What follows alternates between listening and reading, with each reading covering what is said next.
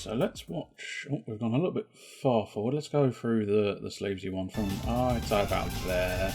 It's a very compelling theme song, which is the benefit of Castlevania's music, isn't it? I went sort of shock horror style affair with this one, and then of course, I mean, so if it's not obvious, let's see. I don't. Yeah, hang on. Where I've lost the plot as to where we are, and where we are. Oh, there we go. Okay. So again, like with Onibushu, I only really had the username to work with, so I had no sort of secret knowledge to pool from. A pool of secret knowledge to take from, perhaps. So basically, this was entirely done on the premise of sleeves of war. The sleeves, the thing that covers your arms, war, bad, but with, bits that symbolise war. So you can see here, firstly, massive fuck-off sleeves. Point 1, dealt with, sleeves. And then, that was a hammer, that was a something... what the fuck is it called? Oh my god, it's a Hunga Munga. Which is essentially, it's like a handle with a blade there, and a blade there, and you fling it, and as long as it hits your target, it's going to fucking stab them up. And I'm fairly confident it's the Hunga Munga. I might be wrong, but I'm sticking with the idea that it's the Hunga Munga. And what's interesting there is that is actually behind that layer, which surprises me. Let's just watch that again. Jump scare. Rah, rah. He thought he was going to jump scare him again, but yeah, I suppose arguably it's so quick that in normal framing you wouldn't notice it, but I am surprised. Why would that be? Oh, I know why that would be. So in order to move the sleeves and the body, they are separate pieces. That's what was confusing me. So you've got one arm, one sleeve at the back there with a little bit of a greyed out sort of overlay. It's just a black. So essentially, I tinted it black, I think, and then lowered the opacity of said blackness. So it gave just a little hint of shadow in the background. Then on top of that arm, you put this main base of the sort of cloaked, ghosty figure. I don't know why. I think I designed the sleeves and then I thought, fuck it, let's design a massive great... Essentially, I suppose, arguably, it's a massive great version of that sleeve. So the whole thing is just a sleeve, and a sleeve. So it really did go all out sleeves, I think. But nonetheless, you had the rear one there, and then on top of that you had this main body, and then on top of that you had this arm. Now you would think you could, put that in the middle. And technically, I think you probably could have if I'd really gone all in and made some adjustments. But I think the easiest thing I found was I pieced that together in a symbol in Flash. I think I mentioned symbols earlier. It's essentially sort of like a little holder. I would, if professional animators were probably screaming, "No, it fucking isn't, you fucking idiot. Explain it properly." But for laymen like me, I suppose, I think you can think of it as like a little holder, so you can put bits into a symbol in order to make it a holder of said bits, and then you can put that symbol with all the bits pieced together in an appropriate fashion into the animation. So, for example, the run cycle is all a symbol leading to... So that idle stance is a symbol, and what you do is you plop that idle stance into the main sort of, I'll say composition, but I don't think that's not what Flash calls their bits and pieces. But you put that symbol in there, and then what you can do is then, lo and behold, you replace that symbol. I must admit, I think, if memory serves, what you have here is you've got the idle stance, then the next one is actually a run-go symbol. So there was idle, run go backwards, run go, etc, etc, and so you've got the run go symbol, and then it will naturally, I can't actually track it down enough, but then you end up in the run symbol. And what you can do is, the benefit of that is you animate through the run cycle in the symbol, and then you can just move the symbol along the map. So the symbol here, I'm pointing at the fucking screen again. The symbol here, the only motion this symbol has is... Oh, you stop pointing at the fucking screen. Put your hands down. Put your hands behind your back so you physically can't move your hands. And then you can't point at the fucking screen, can you? I can't use the mouse now either. You fucking horse shitter. So the symbol here is literally just going along the axis, a little bit down, and along the axis. The actual run cycle is within said symbol, so that's how you do it. And that's why I'm suggesting a symbol is like a little holder that you can sort of get it to do different things on. But anyway, what was the other thing? Oh yes, so because the actual overall sort of sleeves ghosty type thing, can't remember. I think it was called the War Wizard or something. I can't remember what I named these things now. I think, as I say, the easy one was CS, was Creepy Skeleton Express, because it just CS SquarePants, and then I was able to just manipulate the CS at the beginning of that to be Creepy Skeleton, which was so lucky. It was absolute fluke. I'm not going to claim any credit other than the fluky nature of it. And then the Oni Bush Duo was a really, really easy name as well. And this one, can't quite recall it. It was something along the lines of like the War Wizard and his sleeves or something. There was some take on the name Sleeves of War, obviously. Otherwise it wouldn't be true Sleeves of War. But yeah, so the actual sleeves beastie is another symbol in and of itself, allowing me to manipulate the arms in the symbol whilst manipulating the overall thing. Probably not the most efficient method of doing Flash, I'm sure, but it was the way I chose to do it, and it was the way that seems to have worked for me. So,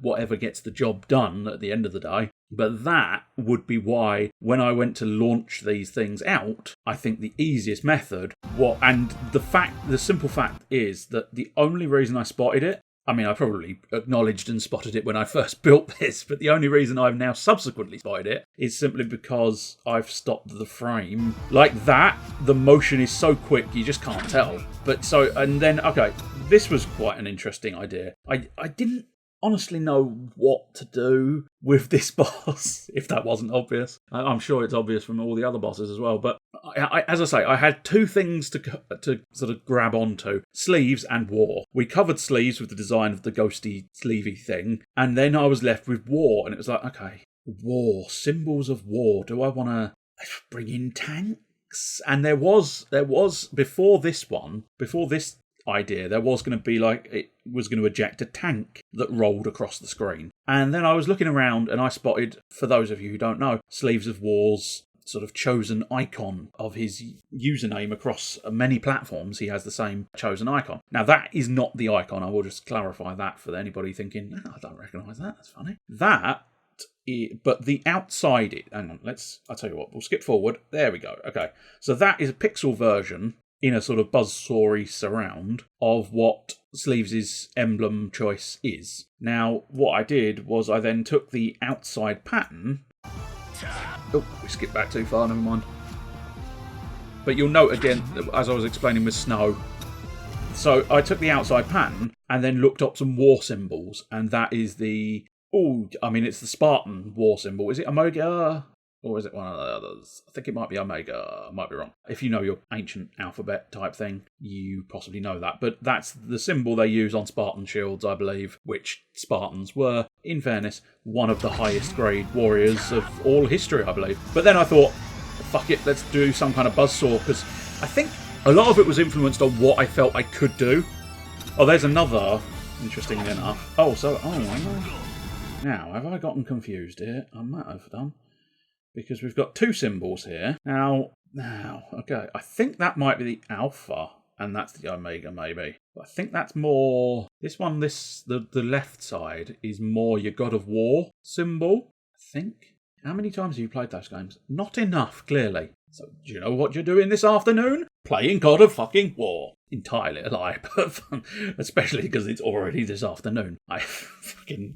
This has been a lengthy fucking task, I promise you that. But yeah, I think that's the Spartan, although Kratos was obviously Spartan as well, so is that? Oh, fuck knows. They're symbols of war. That's it. They are symbols of war that I chose on there, wrapped in the sort of outline of what Sleeves' logo in a pixelized form would look like. And you saw where I had the buzzsaw is officially Sleeves' logo. See? So the buzzsaw. But I think the buzzsaw was a bit accidental and just ended up being there because I thought, I haven't ducked for a while. Let's figure out a reason why my character would duck. And I ended up going, well, I suppose I could run a buzzsaw across the field. Not exactly the most war-based thing, but, I mean, if you bring a buzzsaw to a war, Mortal Kombat! I love this intro. This is one of my favourites, probably because it's the latest of all the intros I've done, bar the intro to this intros video. Sub-Zero. Bum, bum, bum, bum, bum, bum, bum, bum, bum, bum, bum. Get over here! That is the candle flame once again, using exactly the same technique. Get over here! Smashy ice. That's the shatter technique, which we've seen previously as well in Spore, etc. It's exactly the same effect, just on that specific layer of thing. That's the Saber plugin once again. So the fire is all Video Copilot Saber plugin. That axe is using the same... That is Mercury. Okay. You just sort of brain farted and brain spewed all over the place there, didn't you? Right. Okay. Let's drag it back a bit. What we'll do is, I'll tell you what, we'll go slow. No, too far. Right, we'll start here. The blood here is CC Mercury, I believe it is called in After Effects. You'll have seen I used the same idea, possibly slightly different shading, I think, but plausibly. I didn't copy it over or anything, so it is probably a slightly different shade. But that's the same effect I used in both the Halloween special and what we've not seen, but I know is in here somewhere, the Bonanza of the Dead that is there as well. So that's all just the Mercury, and it essentially just makes it liquidy, and liquid painted red is sufficiently blood-like for me. That's it, really. I tried to make the fatality quite an interesting, because I learnt about a bit more about Lunamats. I'm not going to go into Lunamat details, but if you... Not Luna. Luma. It's an M, not an N. I don't know if I enunciated that appropriately or not, but it's Lumamats and Alphamats. But I think this one specifically uses Lumas, because I believe... Why was I using Lumamats? I can't remember now. Oh, it's because of the ice effect. What you do is you have a sort of white surface that you manipulate with fractal noise. Of course you do. It's always a fractal noise. I promise you. Everything you do is a fractal fucking noise in After Effects. This background, can point it again. This background, do you know what this base is?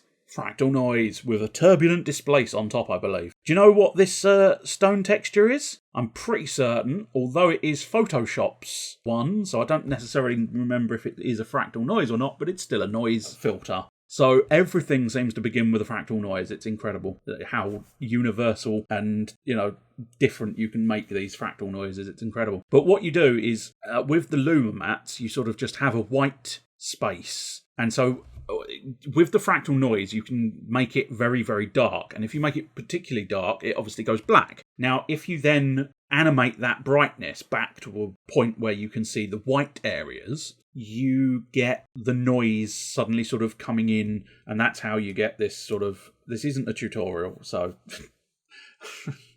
stop acting like it is. But that's how you get... You see where it's sort of flickering into existence? You can see sort of... So here, if you can think of this as black and white, so where the stone is, on the layer you're working on... God, it's fucking a mindfuck. This is why I do it via professional tutorials who actually know what they're talking about when they explain things. But, okay, so imagine at this point... Oh, not that point, that's a bit... At this point, imagine a layer here that's considered invisible because of reasons. But imagine here you have got an entirely black surface. And then the Luma mat will go... Right, that black is invisible. And then what you do is you animate that black via the brightness of your fractal noise. Yeah? Something like this. And then as the light as you increase the brightness and the white starts coming in, you will then get sort of the fractal noise showing, I believe. That's the general gist. And then for the ice beams, I added a little tiny sort of glassy particle effect, just to give a bit more sort of oomph to it. Wait for it. and you've got that particle effect, and that, I think, it's going to be Saber from Video Copilot. I think that's a pretty safe bet, isn't it? I might be wrong. That might be the basic beam from After Effects, but then again, it's got a lot of fanciness to the side, so I think it's a relatively safe bet that it's actually Video Copilot Saber plugin once again, because it's an awesome plugin, and the fact that they gave it away for free is, I mean, insane on their part perhaps, but beneficial for me, no doubt. So you'd get this sort of ice effect layering over, and that was all done via a manipulation of Luma mats. And if you remember rightly, a little earlier on in this lengthy episode, so you might not remember, I was mentioning about procedural effects. So this ice is entirely procedural, which means deep down you've got a container that contains this one logo that is the official sort of Mortal Kombat 1, just done in a nice little stony texture that I learnt in Photoshop. Now, if you take that one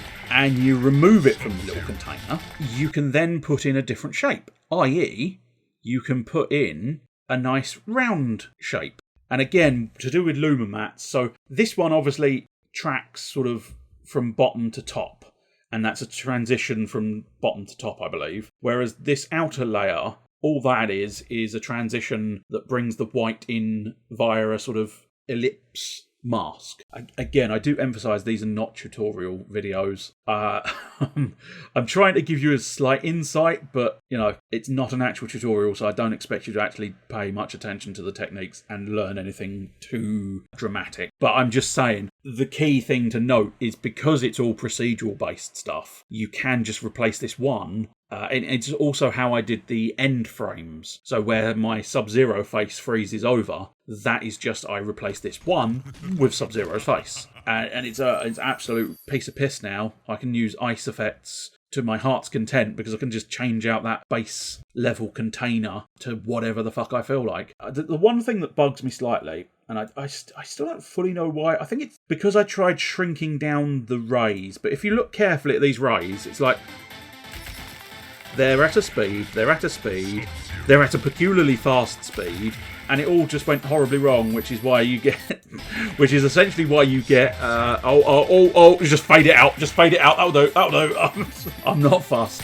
So it might be worthwhile mentioning the spears as well. So the spear was just built in Photoshop and then added in, and then I built a nice little straight chain. And you may be thinking, how did you a straight chain? That's not a straight chain, is it? But again, another tutorial I was reviewing was using the puppet tool in After Effects. And the puppet tool is quite impressive and quite interesting. Because if you look, these chain links are actually looking almost three-dimensional in a sense, because some of them are longer and some of them are shorter, which almost gives an illusion of depth there, I think.